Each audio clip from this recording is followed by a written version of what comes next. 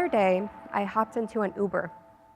This was the day after the New Zealand terrorist attacks happened that left 50 Muslims dead in their mosques, carried out by a white supremacist. As I got into the Uber, the images still flooding my mind from what I had seen on the news, I closed the door and I looked at the driver. And for some reason or another, he looked to me like someone who was not very fond of Muslims. I don't know if it was the way he was wearing his hat, or maybe the fact that he kind of resembled the New Zealand terrorist, but I remembered feeling very uncomfortable. I felt anxious, fearful, and I hated how I was stereotyping against my better judgment.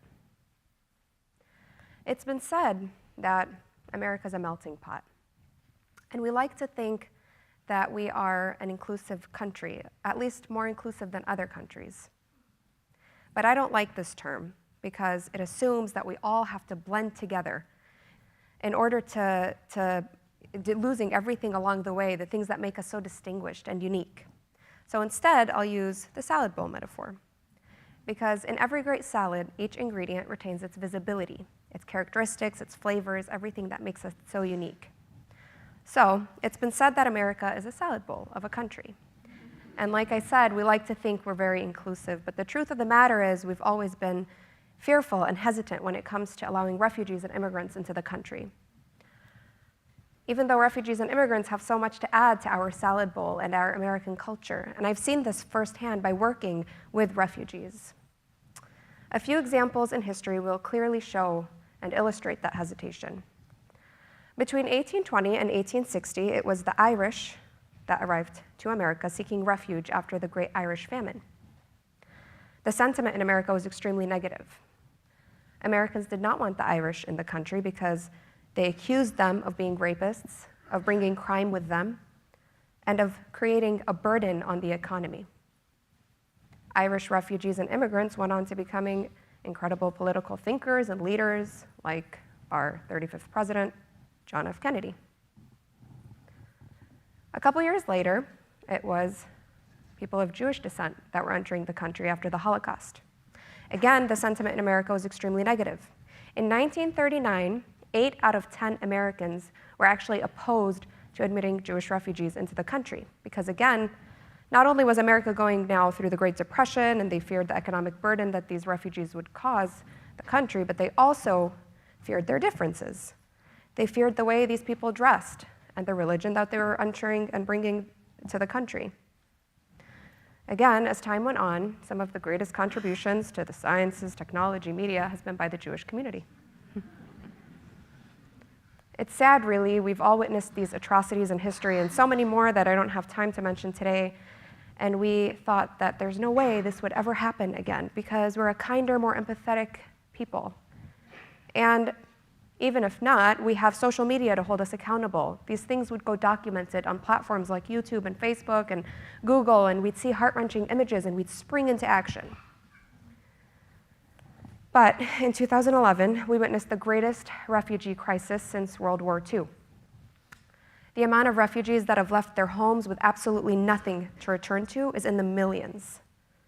And despite everything we've seen on the news and all the heart-wrenching images, we continue to sit and watch silently. Babies have washed up, dead on shores. A man lit himself on fire in the streets of Cairo so that the world would just stop and pay attention. Yet, day by day, we decrease the number of refugees we allow into the country because we fear their differences and we fear the economic burden that they'll place on the country and the economy. Here are the numbers. 1 in 200 people are now displaced from their homes worldwide. By the end of 2017, the number tallied was 69 million refugees worldwide, and that number has continued to grow. And finally, despite everything we've heard on the news, Homeland Security issued a report saying that 0 of these refugees entering the country from the turmoil in the Middle East, 0 have committed an act of terror on US soil.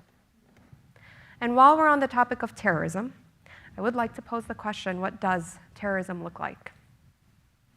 All of these men are terrorists. They don't share the same background, the same skin color, the same language, the same religion. But most importantly, these men do not represent their communities or their faith. So we have this new wave of refugees coming into the country, bringing with them their backgrounds and cultures and traditions, and they're ready to share with us. And we are a country of immigrants. All of us in this room, unless you're Native American, at one point or another have the term immigrant or refugee in our ancestry. But we do have this history of hesitation and fear. And so the question is, how can we become a kinder, more accepting society? Many of us don't have the luxury of waiting for things to get better.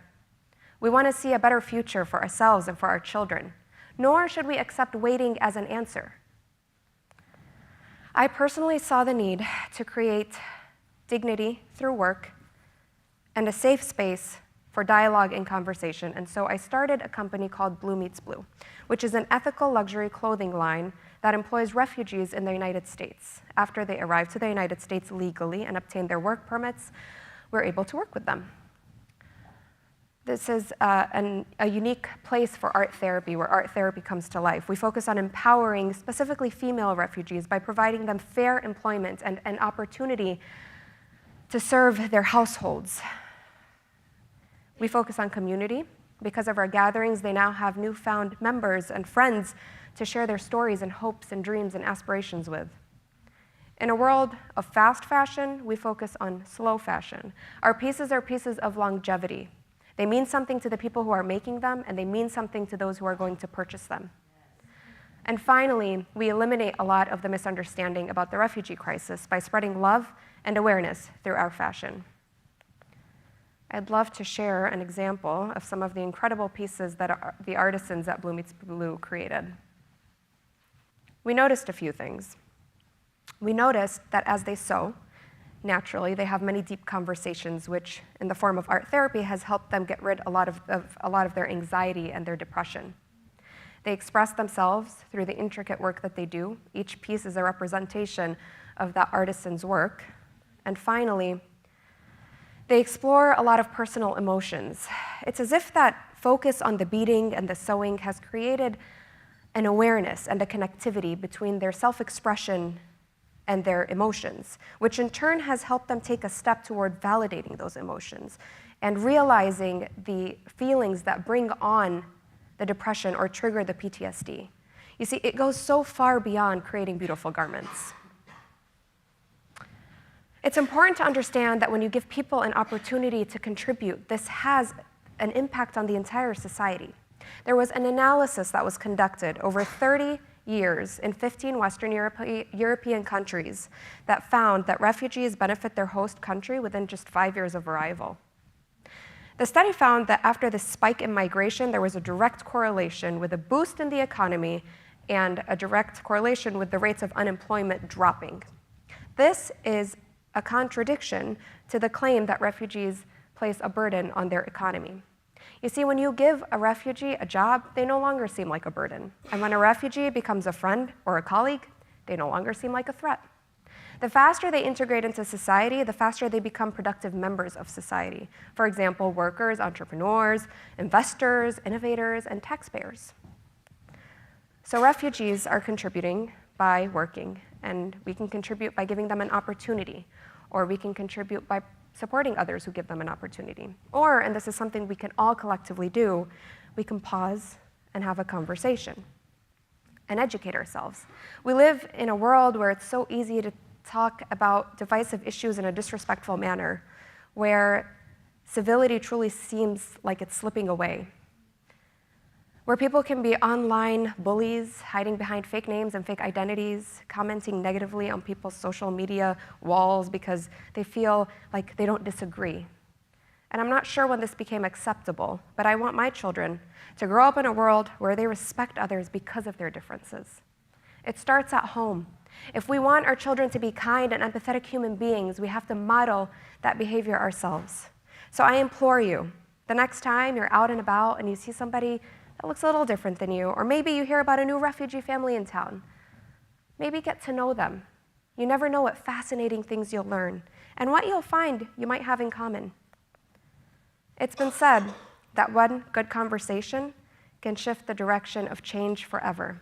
And every good conversation starts with good listening. And speaking of conversation, remember that Uber driver? So 15 minutes into the ride, he pulled up to my building. And as I was about to step out, he turned around and he asked me, "Excuse me, are you Muslim?" And I said, "Yes, I am." And he said, "Oh, Assalamu alaikum, I'm Muslim too, and I'm from Bosnia."